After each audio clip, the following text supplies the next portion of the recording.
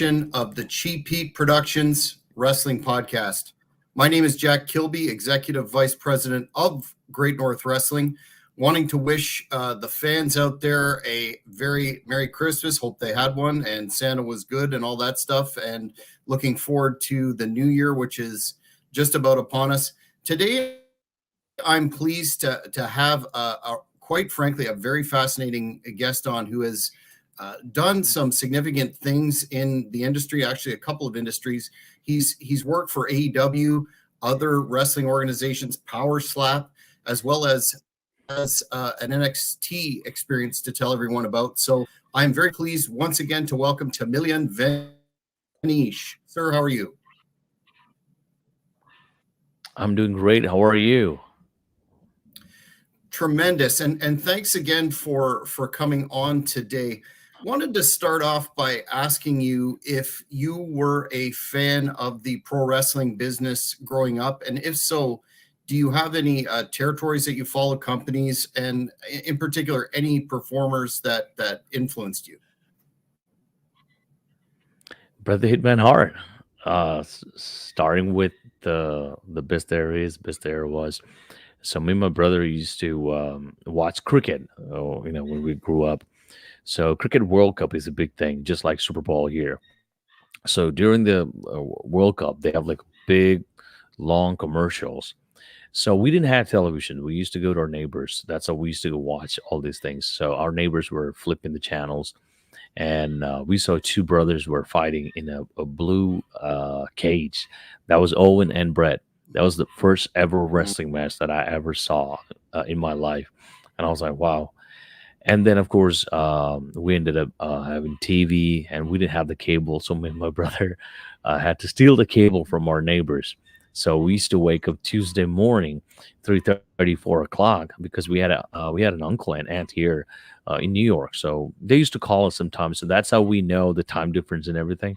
So we used to wake up like Tuesday morning, 3 o'clock, 4 o'clock in the morning, and steal cable from our neighbors. That's how we used to watch WCW Monday Nitro and WWE Raw.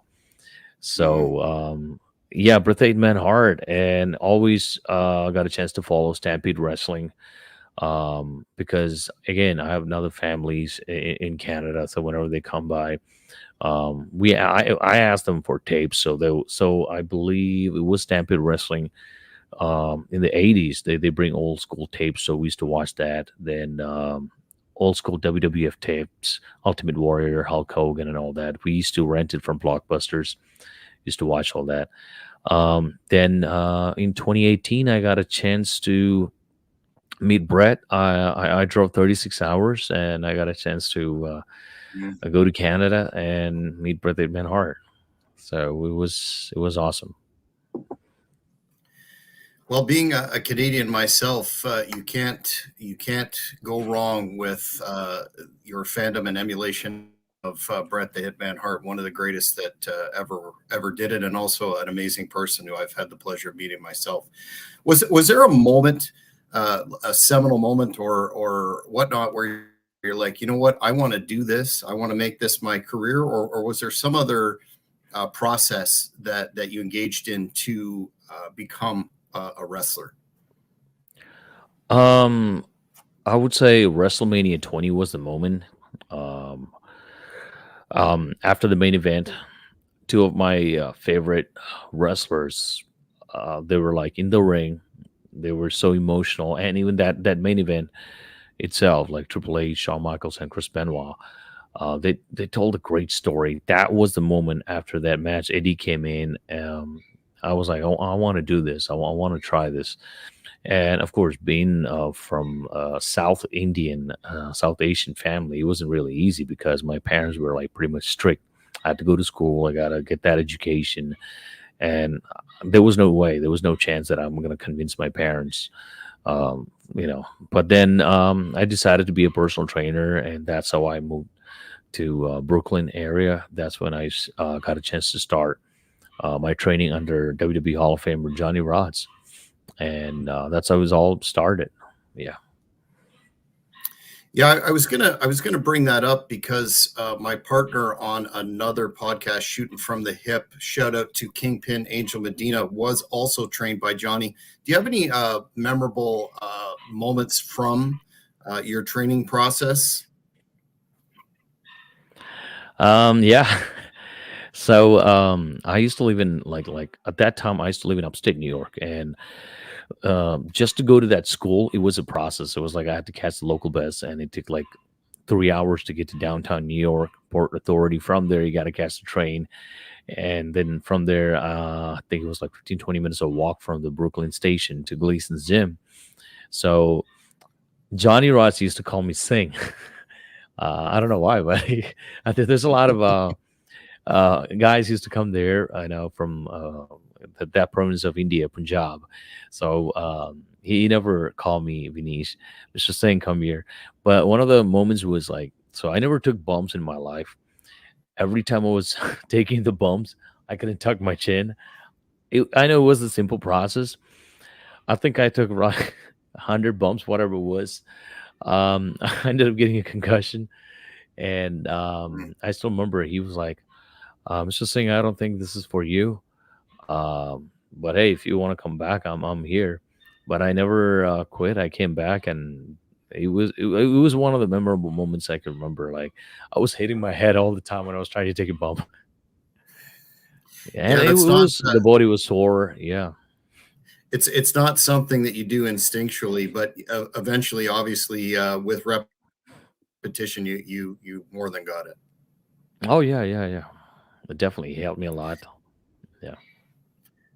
Did you when you were acclimatizing to? I know a lot of folks think that when wrestlers such as yourself that are so good in ring and smooth, they, they make it look like anybody can do this and blah blah blah. Were you mentally prepared, or was it a shock when you first got into the ring and started bumping? Just how physically taxing and difficult the art of wrestling is.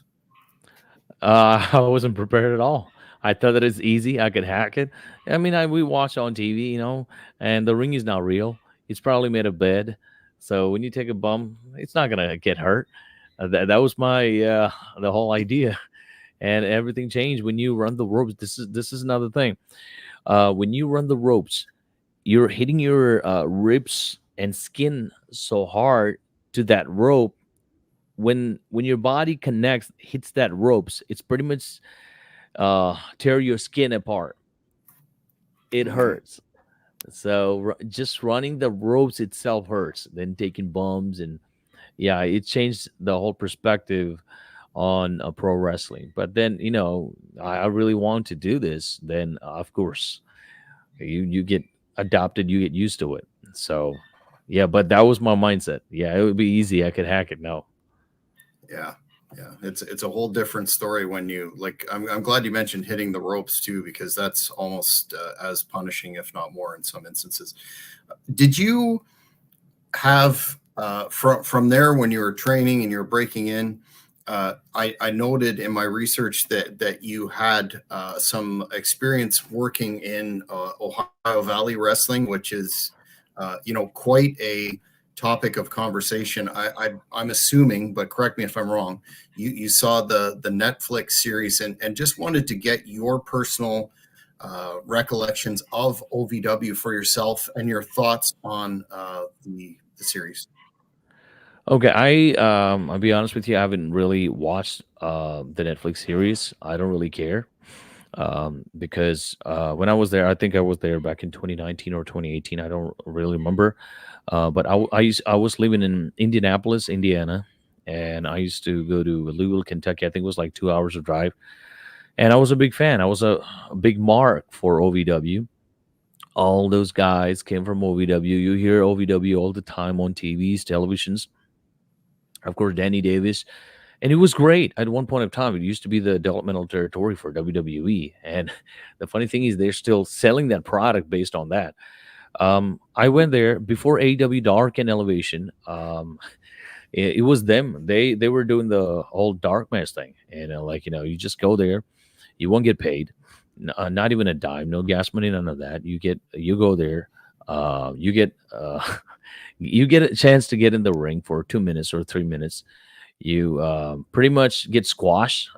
I hate to use that word, but that's pretty much it. And I did numbers of shows in there. Um, I didn't really, not just only paying aspects, didn't really got a chance to learn much. And again, it was just my experience. I remember I got a chance to go to Japan and came back. Al Snow called me to his office, and this is the first time I'm sharing this in any public platform. Al Snow called me to his office, and he asked me if I went to Japan by myself, and I was like, "Yeah," because Wrestle One came to the United States. They did a tryout in different states, and I got a chance to do it in New York. And anyway, I got a chance to go to Japan. To do my training and everything. So Al asked me if I went there by myself. I did, yeah. So he said, I'm taking opportunities away from his kids. Like, how so? He was like, oh, they were paying a lot of money to get trained, and you should make it in the United States. Then then Japan should give you the call. You should get popular. You get, you get that marketing a level, like so once you get popular, once your name is out there, then Japan promoters should contact you.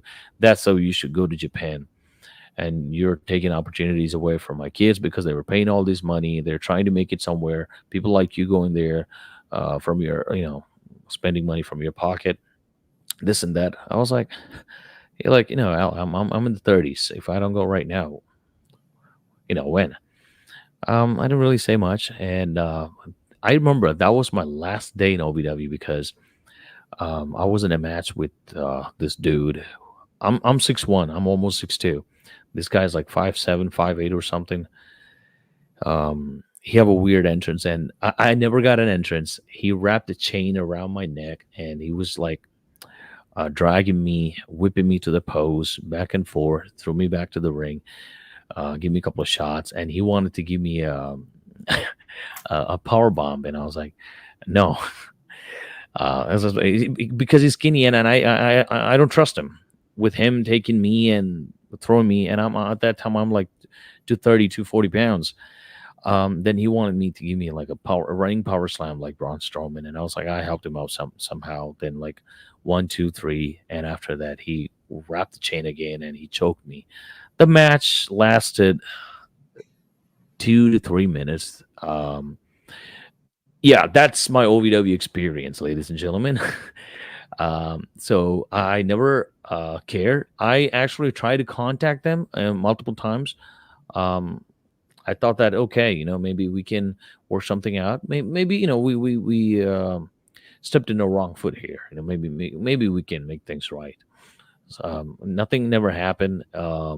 And then again, I saw these Netflix series and all that were going on. I never got a chance to watch it. I'm not interested. Like, hey, all I can say is what I recently heard that they just started paying wrestlers 10, $20 or whatever. So like, I really hope all the wrestlers in OVW get paid. Maybe right after this Netflix series, I hope really they really make some money out of it, so they will pay for their talents. For me, like I said, I never got a dime, and there were times I've contacted the people from OVW. I don't want to throw the name of the guy, but then what he told me was like, yeah, man, you just let us know what are the dates available. And this is the thing, a lot of people don't know this. OVW films in Louisville, Kentucky. In the state of Kentucky, you need a license to wrestle. To get a license, you have to go through medicals. If you have insurance, great. If you don't, it's going to cost you a couple $100 to get the physicals done. Then you submit to the Kentucky Athletic Commission. Then you get approved, and you got to pay for that license too. So you're investing so much of these, and you're not really getting a dime. So a lot of people don't know about this. But again, this was my experience. And the last time when I spoke to the guy, he was like, yeah, we can bring you in, make sure you renew your license, and we'll we will send you a check of $20 at the end of the month. And I was like, okay. Wow. Yeah, I never said anything about this. And you know what, Jack? I can call you Jack, right? Yes, Yeah. sir. So one thing about this business is a lot of people, they don't come out and say it. They don't want to burn bridges. That's all it is. I never said a word because I was like, yeah, why, right? But at this time in my life, I don't care. Well, that is certainly a dramatic difference from the way the series is portrayed. But again, that's television. That I don't blame you at all for not wanting to work for free like that. Now, I understand that you also received a tryout with WWE NXT. I'm just wondering if you could talk us through how that came together, your experience there, and whether or not you had any NXT being more so in the spotlight now with Shawn Michaels appearing more and more on television. Did you have any interactions with Mr. Michaels or any of the usual trainers, etc., down there? Yeah. So January 1st, 2021, I got tested positive for COVID. And February 7th, I got the email from WWE. They invited me for the tryout. I think it was 22nd or something like that. It was right after my birthday. I shouldn't have done it because I wasn't really recovered from COVID. I was so tired. I barely had any strength or stamina, energy, none of that. But it's the fear. Like, it's WWE, and this was like once in a lifetime opportunity, and you do not want to pass that. I could have called him and told him, "Hey, I," but um, insecure feeling, of course, was like, I don't want to miss this opportunity. We were talking about WWE, and Micah Taylor here, um, um, used to run a wrestling school called the Underground Wrestling Factory, Fight Factory. He had this 24 hours system. So I was at that time I was doing Lyft and Uber. I barely recovered, and it was in McDonough, Georgia. I used to drive like almost an hour to go there, 1 o'clock, 2 o'clock at night in the morning, run the ropes, do some workout, the basic whatever I could possibly. So when there, again, WWE Performance Center is a dream come true moment, like stepping inside that building. Because remember, I'm talking about trillions of people from all over the world. They watch this product. They watch this WWE on television, Uganda, France, you name all the countries in the world. For them, it's a magic on TV. And so again, same here. Um, I was rewinding all the things like stealing cable, watching Raw, SmackDown, and all that. Give me chills, like I'm right here at the Performance Center, just being in that place itself. I was like, I've achieved more than I ever wanted from my life. That was the feeling. And there's a reason why they are the number one professional wrestling entertainment organization in this world, because they're very well organized and very oiled machine. The training itself. And again, I was having a chest cramps, chest pains. We had to do a lot of drills. Norman Smiley being grateful, helpful. Steve Corino is really awesome. Fit Finley, they give you advice. Ace Steele was there as well. He gave me some feedback when he was there, and of course, I got a chance to meet Shawn Michaels after my match with Austin. What was his name? Not I can't remember. Not I think Theory. not Theory. He works in New Japan now. Ace Austin. No. He was at the WWE NXT. I forgot his name. But anyway, I got a chance to wrestle him in front of Shawn Michaels. And after that, Shawn came by and Shawn said, "That was a good selling, kid. I like it." And I was like, "Oh, wow." Because I grown up, I never been a Shawn Michael fan. Like, because of course you're a Bret Hart fan. Like, But that moment, it changed a lot, and I was like, he didn't have to come and say to me, and it was awesome. Then second day, I got a chance to do promos and match. It was more kind of like drills. Um, so many things that I got a chance to learn from William Regal, Fit Finley. Um, yeah, Norman Smiley and all that. Never got a chance to say hi, hello, nothing to Triple H. But that tryout was great.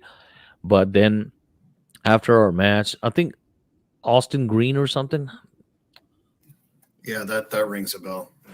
Yeah, that was his name. So yeah, we were doing drills, and I was having a chest cramp and chest pain, and I felt like I was having a heart attack. So doctors saw that, and they checked my heart rate and everything.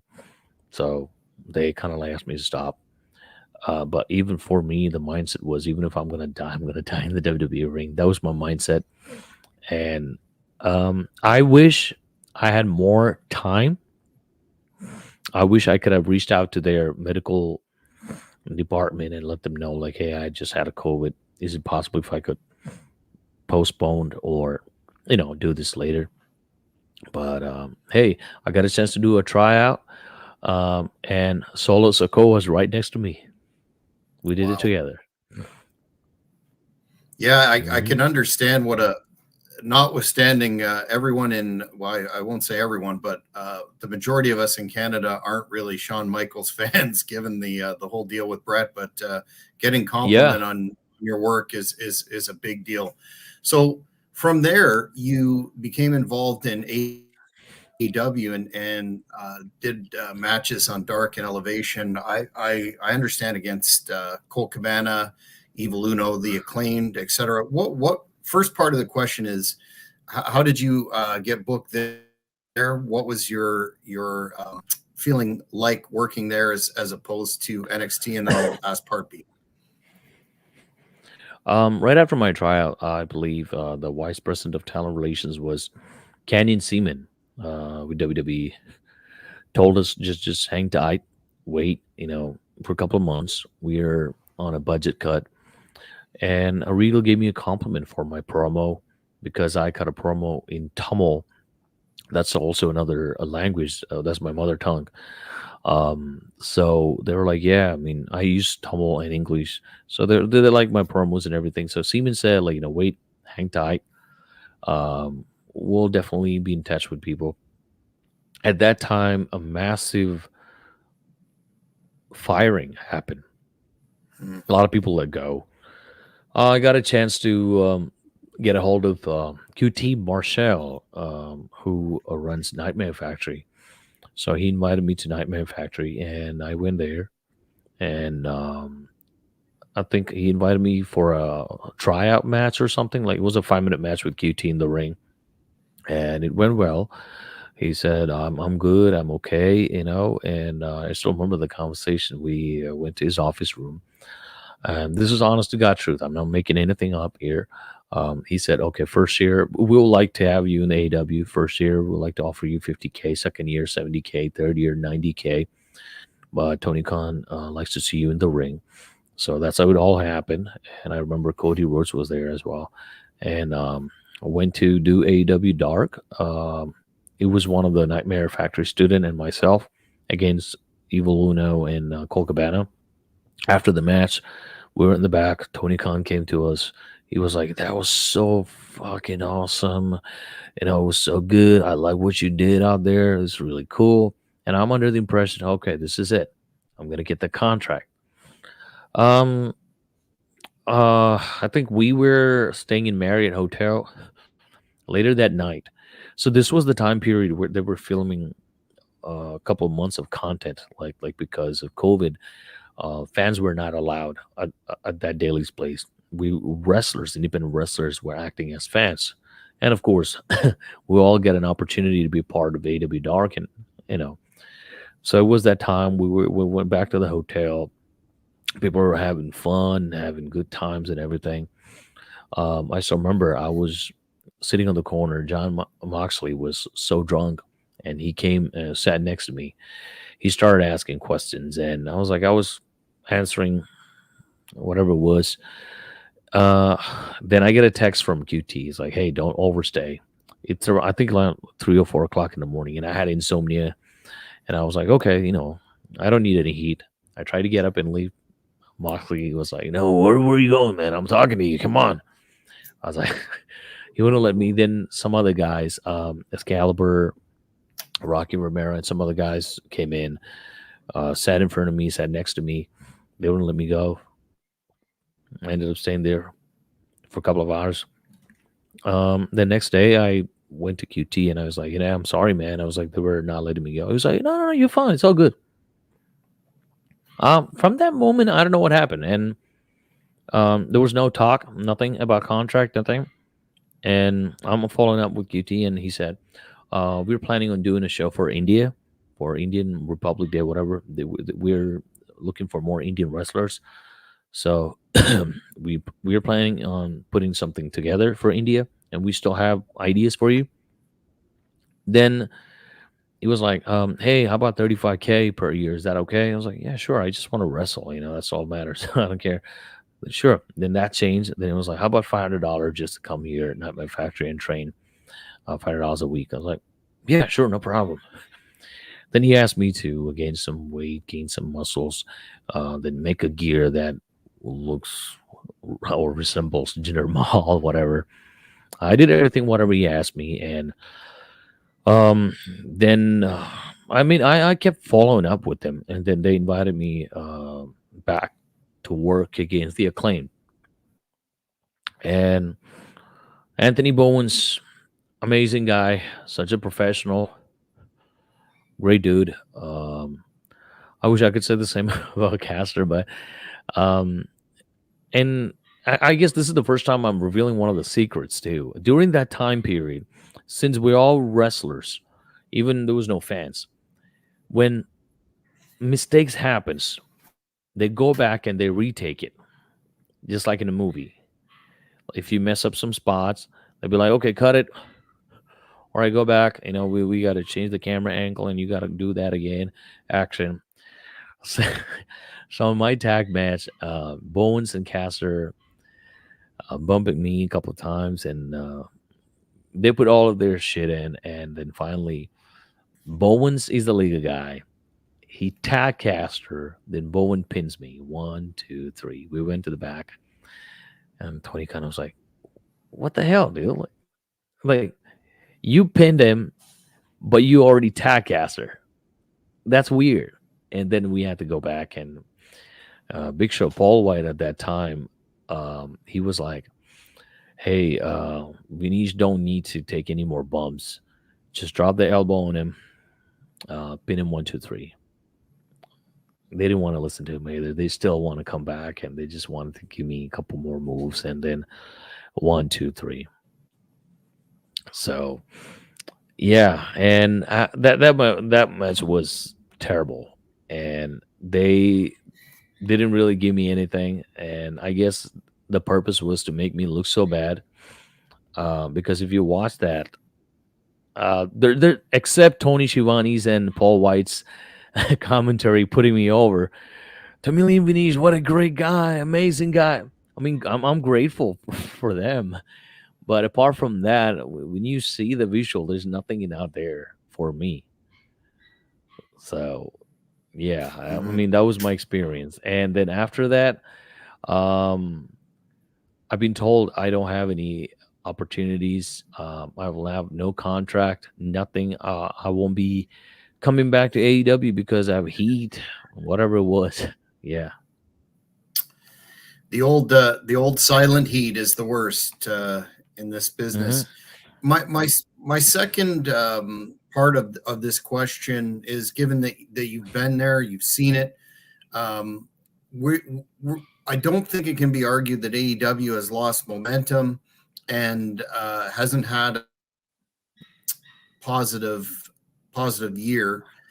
Do you see the company bouncing back from that? And but before you answer that, just to preface it with the fact that, notwithstanding what happened at Wembley with Punk, which we'll discuss in a minute, but just in general, I think their business model is going to be healthy again.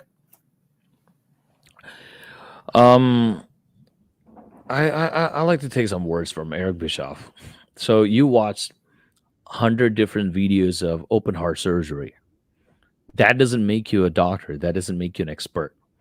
You're just a fan.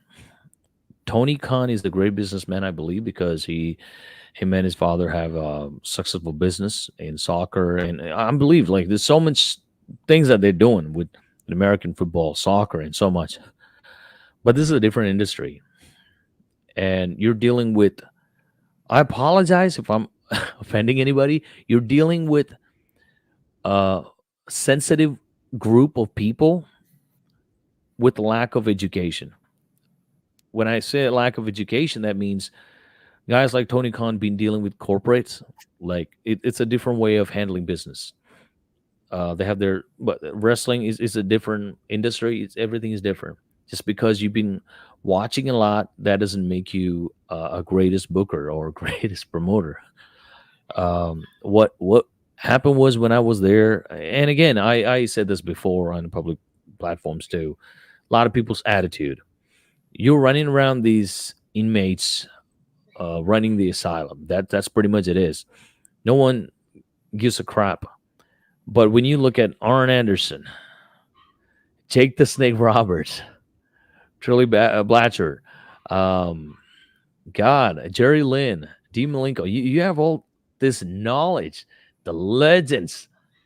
When Jake the Snake Roberts came to me and talked to me, I won't say a word. That's knowledge. You listen to these legends.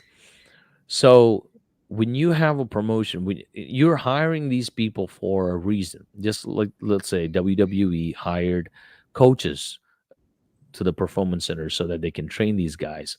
That's not Vince McMahon's job. Vince doesn't go to the performance center and show the kids how to take a bump because he hired people to do that job.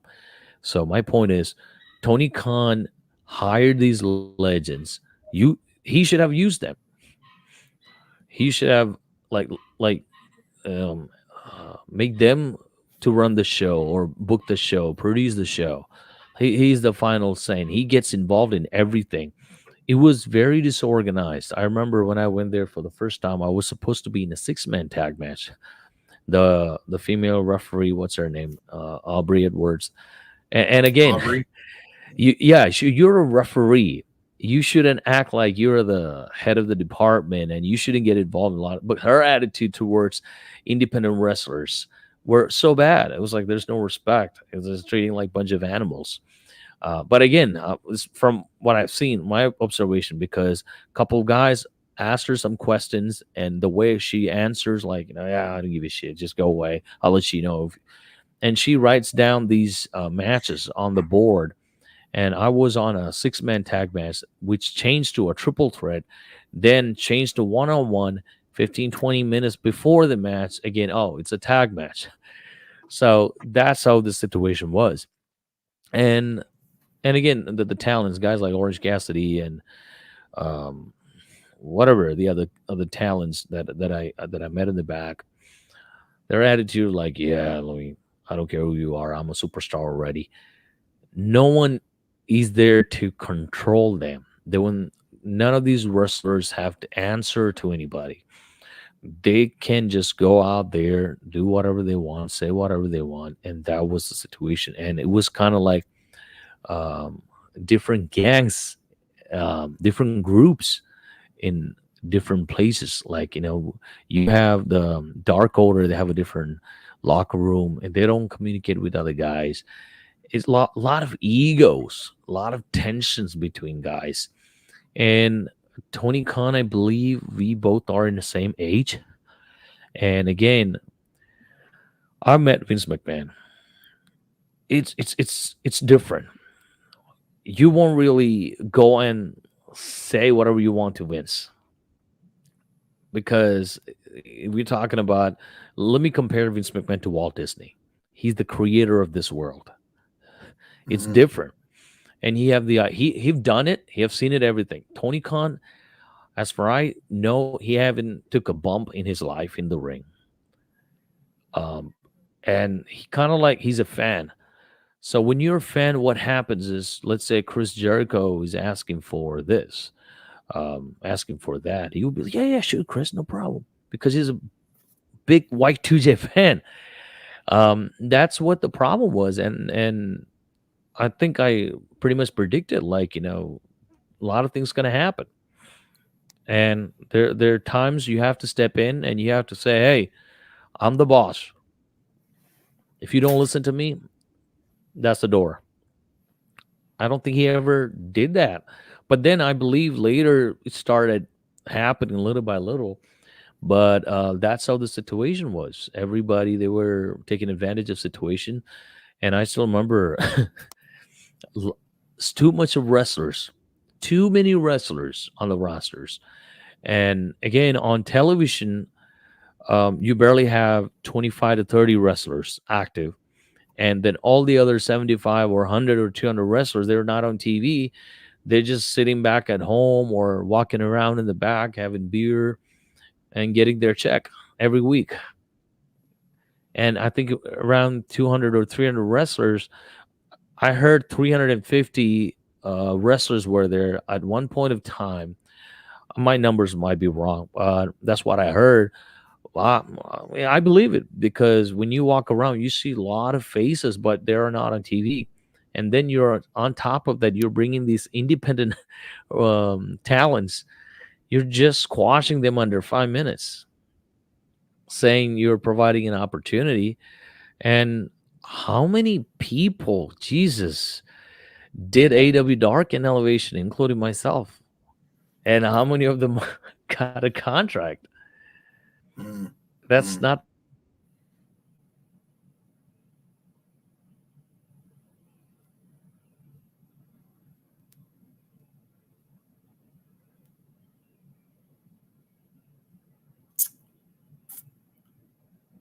Sorry, I think you're frozen. Hopefully we'll get you back in here. Fascinating conversation. Okay, you're back. There. I think I lost you for a second. Back. Can you hear me? Okay. Yes. Yep. I think technical issues have abated. Can you hear me again?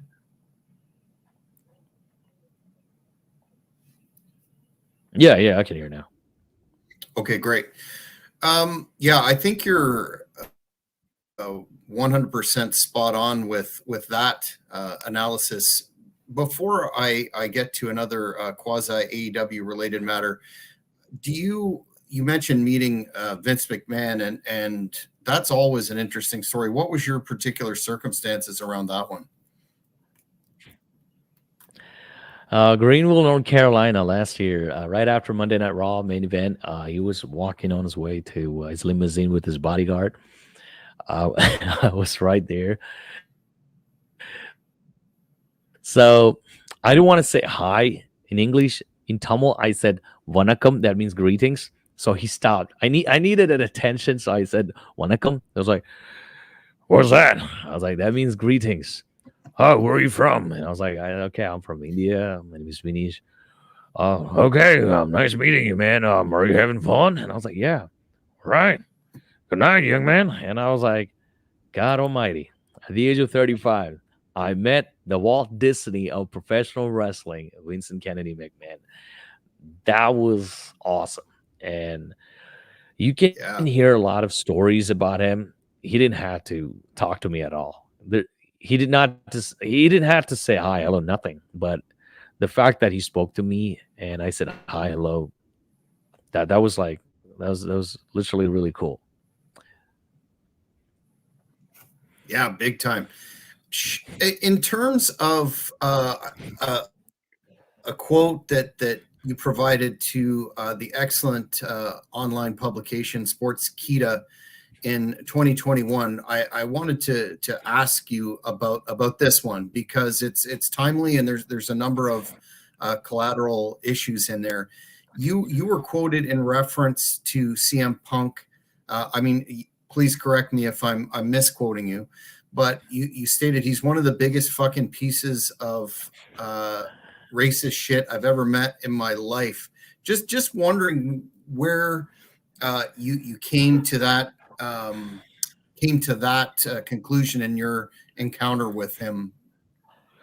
So let me correct this. First of all, Sports Kita. This is the trickiest thing ever happened because we did 1 hour of podcast. I forgot his name, the guy who I did this Sports Kita podcast with. They showed only 20 minutes of it. So, and I like I said, there's a lot of things that I talked about it. And the whole thing calling CM Punk racist piece of shit. Okay, we all human beings. We observe things in a different way. And when I said this, of course, the social media it's a different world. It's a different monster. A lot of people came after me. So much. So I never met CM Punk in AEW. I want to correct this. A lot of people think that, oh, by the time when you did AEW Dark, he wasn't even with the company. Yeah, I never met him at AEW. I went to Nightmare Factory to do my tryout match with QT Marshall. He happens to be there filming something with Cody, and he had a AEW face mask on, and I was changing, lacing up my boots. He came into the room. I stood up and I introduced myself. My name is Vineesh, and it's an honor to be here in this locker room with you. Nice to meet you. He looked at me. He didn't say a word, and he walked away. This is what happened. Now, I'm not coming up with excuses or anything. We all human beings. Frustrations happens in life. And now you've been told you got to gain your weight, you got to gain your size, you got to look like a wrestler, you got to do all that. And I've been doing everything what I asked. And at the end, from 50K to 90K, 35,000, 500, then there's no opportunity. I was frustrated, angry, upset. Now, I don't know if CM Punk is a racist or not. I don't know. But racism is not something you see it by actions, from words. It's the feeling. And like I said, I probably said what I said. I'm not gonna go back and change it. But in a moment, I might felt like, why he didn't shake my hand. But he probably thinking about something else, maybe 100 different things going on his mind, because your mind is different. Even though I'm talking to you right now, I make sure I put my phone away because I don't want to think about anything else. Maybe he was thinking about something else, but I felt like, oh, well, why he didn't really shake my hand, walked away. I mean, it kind of like hits you like, and I was upset. And this is right before my match, and it's like it was bothering me. I was like, well,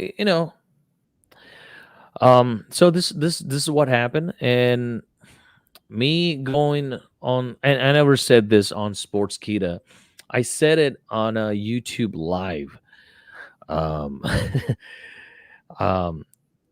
Alcohol is not good, especially when you drink too much. A lot of things comes out. But I said what I said. Like, do I regret it? I think you learn from your mistakes. Maybe I shouldn't have said what I said. I should have said what exactly happened. Uh, because now these days people just judge everybody so quickly, and it's 2024 right now, almost right there. People are so sensitive. So maybe my disappointments and it was a lot of emotions altogether. And when he did what he did, and of course I was told, like, yeah, there's no opportunity, there's no contract for you anymore. It's all came out crashed together, and I expressed how I felt at that time. This is what happened. Is he a racist? I don't know. Maybe I don't think so. I can just say, from what I've experienced, that's pretty much it. Yeah, But fair this is the enough. thing. And Yeah, I'm sorry. Go ahead. no, you go ahead, sir. I've worked with some of his friends. They all told me something else. Like, yeah, Punk is a great guy. He's a great dude. So, yeah, I just wanted to add that to it. I got a chance to work with some of his friends too. Well, with his return to WWE in the end of November, and actually 2 nights ago, his first match back in Madison Square Garden against Dominic Mysterio, we're seeing this this jovial, happy-go-lucky sort of persona at this moment, and that's quite a juxtaposition to your particular, albeit one-time encounter. Do you, and with what happened in Wembley Stadium and the whole elite, all that backstage drama stuff, do you get the impression that he's like genuinely happy to be back in WWE, or do you think, just based on past history, working with his friends, et cetera, that this may be a temporary sort of honeymoon period, if you will? I'll give you an example before I get to Punk. Drew McIntyre was part of 3MB, got fired, got released, went out, started traveling. When he came back, did you see the shape that he was in? Incredible. Yeah. Look at CM Punk. Does he look ripped? Does he look like in a great shape? When I saw that video, the clips, I think he finally got that dad belly. He gained some size, and he's kind of like gassed out here and there. It wasn't like he wasn't wrestling for 10, 12 years. He was wrestling a couple months ago. So, if you're genuinely happy, you should work on your body. I'm not body shaming anybody. Don't get me wrong. WWE is a different machine. You're 40 years old, and you're dealing with guys like Dominic. He's in 20s. So if you want to keep up with them, you have to be in an incredible shape. Look at him. So that's why I wanted to compare with Drew. Even Drew said the best, like, you get fired, you can do whatever you want, and then you can come back. You have been forgiven. I really hope he works on his body. I really hope he works on his conditioning. And because if not, it's just another disastrous failure. And that's his mindset, if he's happy or not. Of course, he's definitely gonna like play, yeah, I'm back home, this and that. But I'm genuinely happy for him if he make the changes, because that was a house show on MSG. Now you got to wrestle on Raw or SmackDown. That's where the real challenge is. If you don't improve your conditioning, if you don't, I'm a personal trainer now. So if you don't improve your conditioning, now these days, it's hard to keep up with even NXT guys. Absolutely. The athleticism and the speed of these guys are insane. So Punk needs to be in a shape. So I guess it's all just I think he's the guy who took the advantage of the situation really well with this popularity and everything. At the end of the day, he's a success story because we're still talking about him after all. And he made money, a lot of money from AEW and WWE as well. Mm-hmm. Well, we'll have to see how that plays out in terms of injuries and that sort of thing. But leaving Punk behind, what I really wanted to ask you, really piqued my interest, was you competed in Dana White's Power Slap. Now, there you go. Just wanted to know how you made that decision, and how do you respond to, I've done some MMA podcasts and talked to folks in MMA in the past that are highly critical of Power Slap. Could you just advise the fans as to those issues, please? I'm gonna be 100% honest here. I was being 100% dumb and stupid. Number one, I was that guy. Saw this slap on video on YouTube, whatever. And I was like, I'm a pro wrestler. I had a couple of concussions. I've taken chair shots in my head. I can hack it. Yeah, I can do it.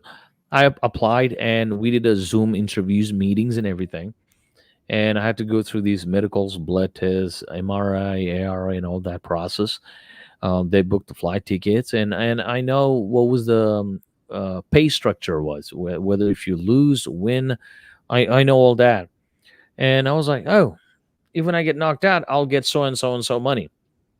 And I started a promotion here in Marietta, Georgia, early this year on February, and I want to do something good for independent professional wrestlers. I want to bring them an opportunity, and I have a vision, I have a goal, and sometimes finance is something like it's a big obstacle for you. And I don't have any uncles or cousins who runs gas stations, motels, or grocery store, so I'm here by myself. So I was like, oh, okay, UFC Power Stop, great opportunity. Number one, I'll get paid even if I get knocked out, and I will use that money to run a show. That was my mindset. And second, hey, if I knock the other guy down, bingo, I'll be more popular, right? I get more money. So when there, and this is what people don't understand. For normal human being, what they're seeing is two people standing next to against each other in the middle of the table, just slapping each other and knock them out. That's the picture. That's what you see. But there's so much behind the scenes, and that's like just like MMA. You have to make the weight. They do have weight category, lightweight, light heavyweight. I think heavyweight, super heavyweight, something like that. So I was in a light heavyweight category. So I was supposed to be on 204, under 204. But when I got there, I was 208. I was over 4 pounds. And I had to make the weight. So I had 2 days. So first day I did all my paperwork. Second day we have the power slap, but you have to make the weight.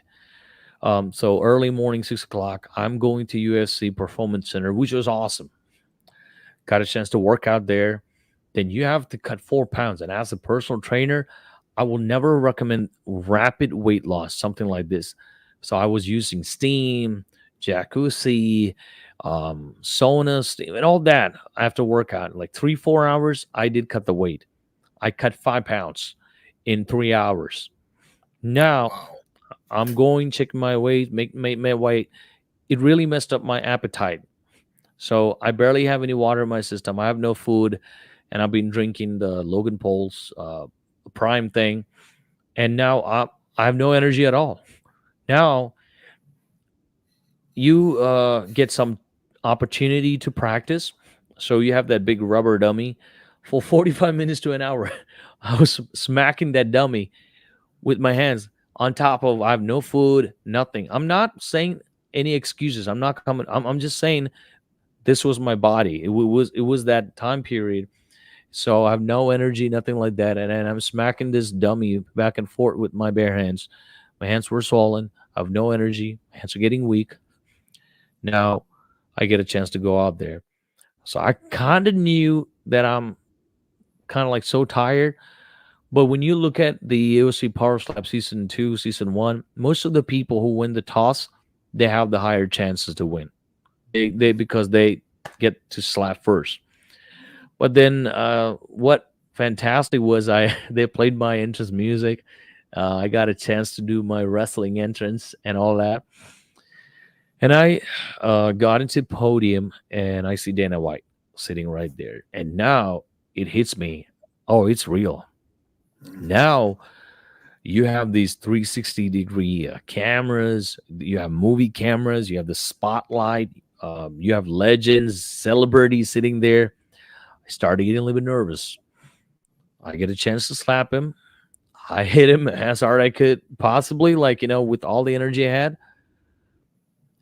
His name is Cody. And he didn't blink.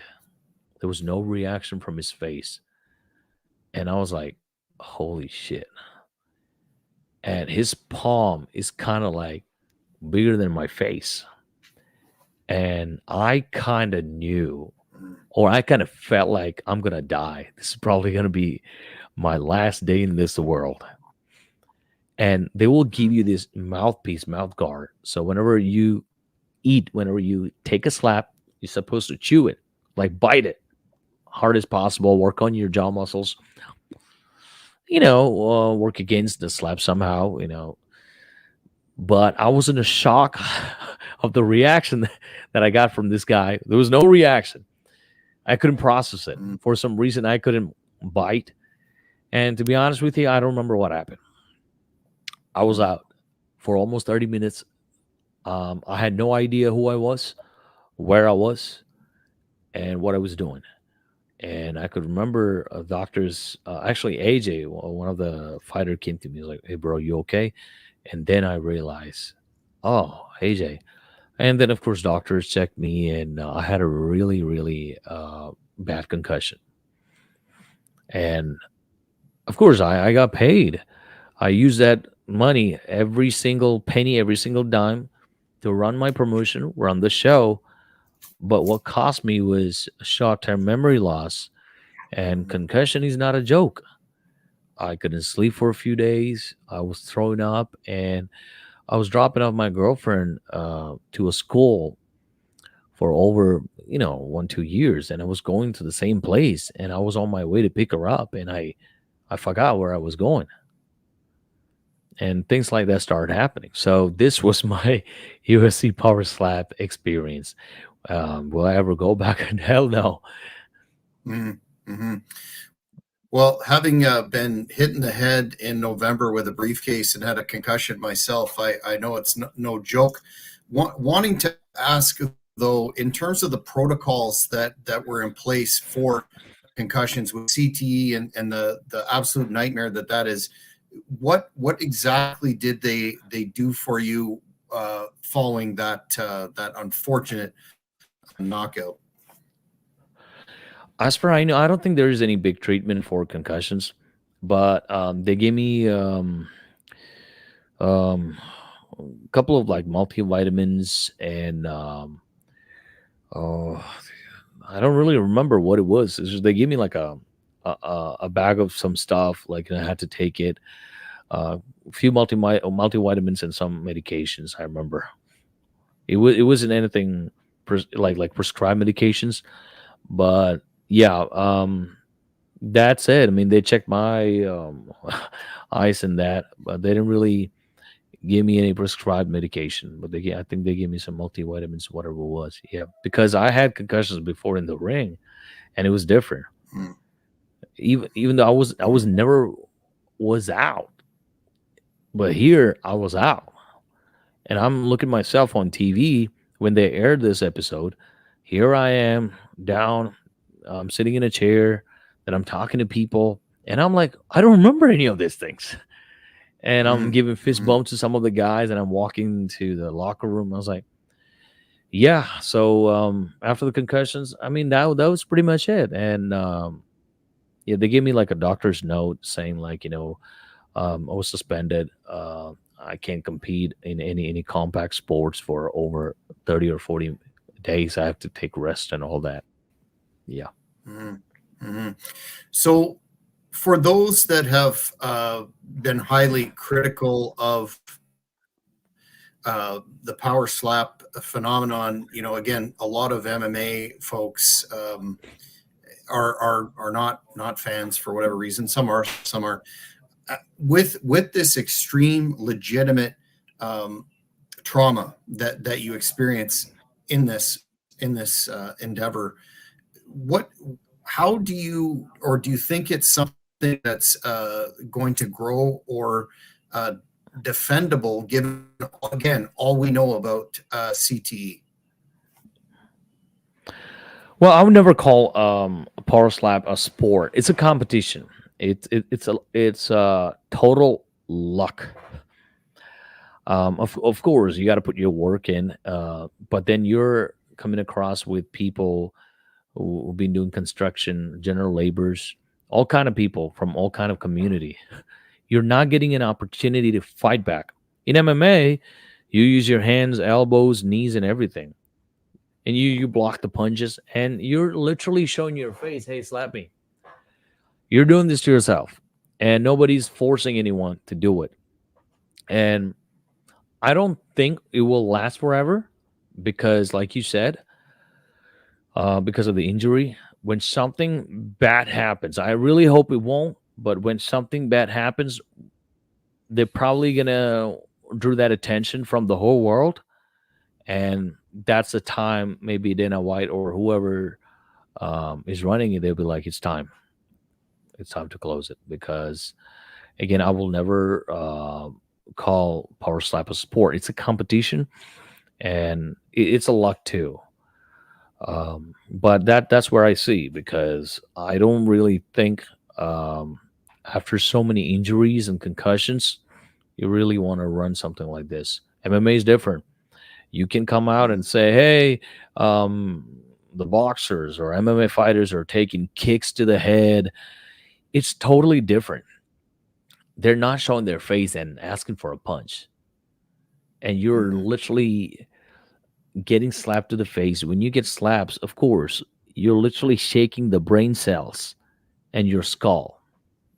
So it's a totally, I'm sure CTE, that's for sure. I mean, I don't know if I have it. Maybe but again, there's no cure. There's nothing that any doctors can do it. Unfortunately, I mean, they're still studying on this. But if anybody you want to really go out there and do this for the money, yeah, sure. Um, but again, it's not fun. Everything else is Mhm. fun that Mhm. comes with it. The hospitality, the money, everything is good except getting slapped on the face. Mhm. Well, all that notwithstanding, kudos to you for being double tough, to quote JR, to engage in that in the first place. Back to pro wrestling, though, you mentioned you're doing some promoting, which is which is an endeavor in and of itself. But what, in terms of in ring or the business in general, are your future goals? So yeah, AWWA, that's what's the name of the organization, American Warrior Wrestling Alliance. We've been running since February 18th. We got a chance to bring a lot of different talents from different part of the state, different part of the countries as well. And what my goal and vision is to, I know it might sound funny, to build a promotion like Ring of Honor.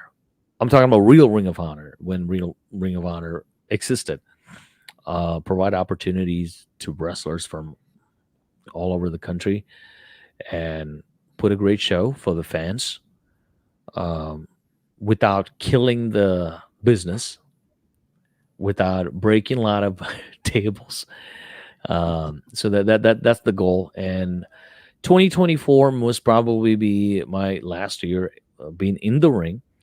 I guess this is kind of like time because for me, I'm grateful and thankful for every opportunities that I got, including AEW. I told Tony Schiavone when I met him, like, man, me and my brother used to steal cable to listen to you, Bobby the Brain Heenan, and Mike Tenay, and listening to you saying my name. That's my kind of like more than my childhood dream. Meeting Big Show, Paul White gave me a lot of advice.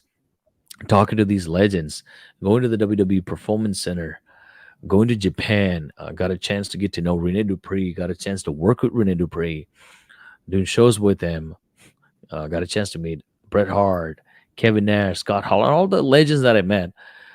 I'm happy and satisfied because I've accomplished and achieved more than any indie wrestlers or any wrestlers. Even from where I come, I believe I have achieved more than anyone else. So I'm happy, I'm grateful. So I kind of feel like, I still have, before I walk away, I still have a lot to prove. I definitely wanted to do a couple of good matches with good workers. Then that'll be it for me. As my future. But for company wise, I definitely want to run it. I want to provide opportunities for young guys and girls, veterans, doesn't matter. Down the road, definitely want to get some sponsorship deals, TV deal, whatever. So it's not easy because there's a lot of independent professional wrestling promotions out there. So you got to come up with different storylines, interesting storylines that keep the fans on the seats. And that's very important. It's not about a lot of spots. It's about the talents engaging with the fans. Make sure they're part of the show. Without them, there's no show. So, yeah, let's see what happens. We all are here to survive in the world of wrestling.